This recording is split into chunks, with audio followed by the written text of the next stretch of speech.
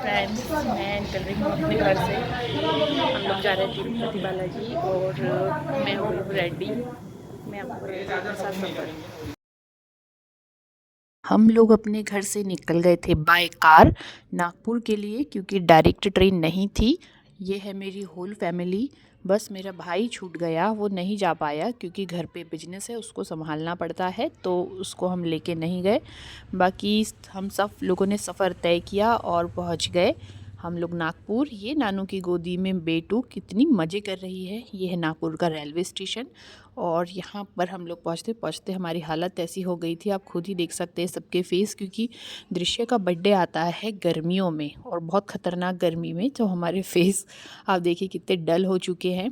लेकिन फिर भी तिरुपति जाने की एक्साइटमेंट तो आप सभी जानते हो कि कितनी ख़तरनाक है। हम लोगों ने सोचा था कि दृश्या का फर्स्ट मुंडन संस्कार वहाँ करवाएंगे इसलिए, और फर्स्ट बर्थडे सेलिब्रेशन भी तिरुपति में ही करवाएंगे, इसीलिए हम लोग गए। देखिए यहाँ ऐसे ही मजाक मस्ती करते हुए हम लोग पहुँच गए तिरुपति बालाजी।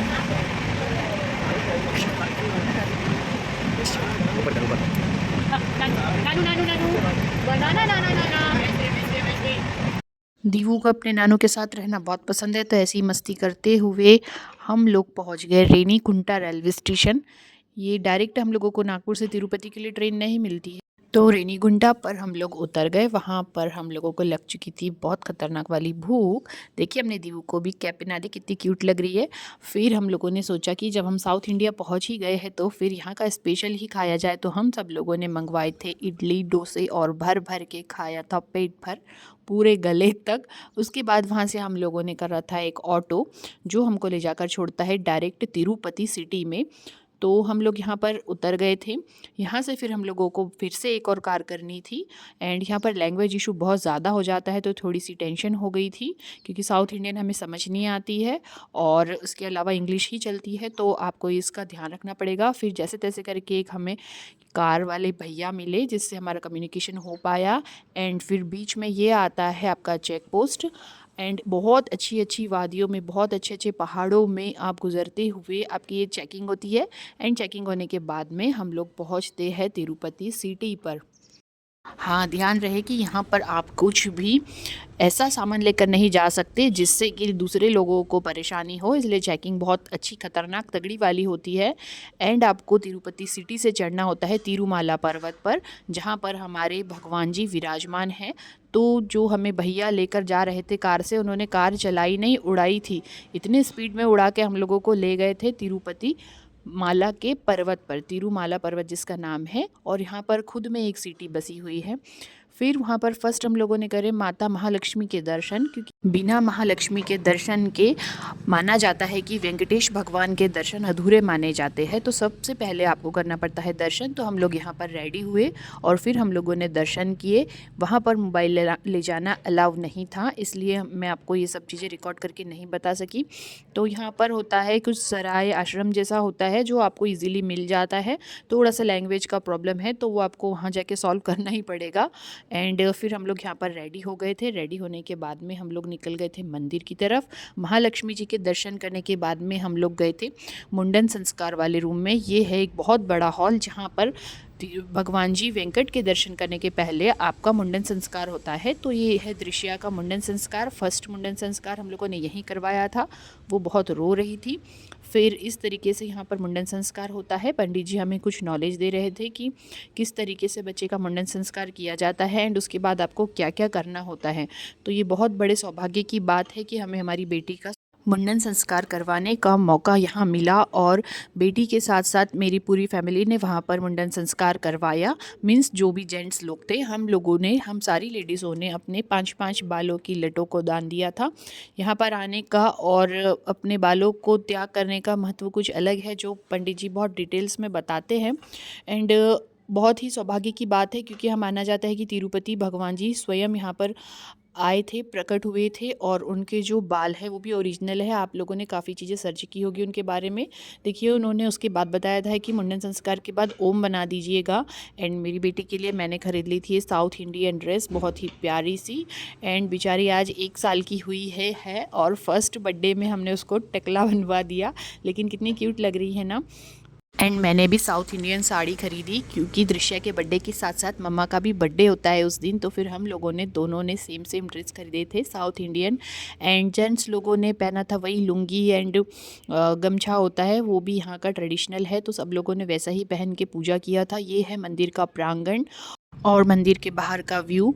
यहाँ का व्यू तो बहुत अच्छा है, लेकिन दर्शन करने के लिए हम लोगों को कम से कम लग गए थे 12 घंटे। हम लोग सारी रात जागे थे एंड फिर सुबह सुबह हमें भगवान जी के दर्शन प्राप्त हुए। और आप यकीन नहीं मानोगे कि इतना आनंद आया कि वो 12 घंटे हम लोग बिल्कुल भूल चुके थे। वो 10 सेकेंड के लिए इतना मज़ा आया था भगवान जी के दर्शन करके, लग रहा था मानो साक्षात भगवान जी हमारे सामने विराजमान हो।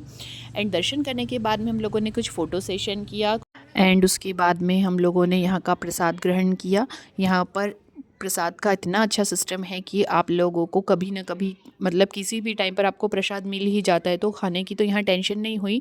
हालांकि यहाँ रोटियाँ नहीं मिलती है, थोड़ा राइस वाला मामला है, तो रोटियों को आपको 2-4 दिन के लिए भूलना पड़ेगा या फिर इडली सांभर डोसे ऐसा खाना पड़ेगा। लेकिन वो सब खाने में भी बहुत मज़ा आया। और पहली बात तो प्रसाद इतना मिल जाता है कि आपको कुछ और खाने की ज़रूरत ही नहीं पड़ती है। और यहाँ का लड्डू का इशू तो आपने सुन ही लिया है, लेकिन ठीक है, हम लोगों ने भी प्रसाद के रूप में ग्रहण किया। हम तो यही मान के ग्रहण किए कि भगवान जी का आशीर्वाद है। एंड फिर हम लोग हो गए थे मार्केट के लिए रिटर्न। मंदिर के अच्छे से दर्शन होने के बाद में हम लोगों ने थोड़ा सा यहाँ का मार्केट एक्सप्लोर किया, सब लोगों के लिए थोड़ी थोड़ी सी शॉपिंग करी।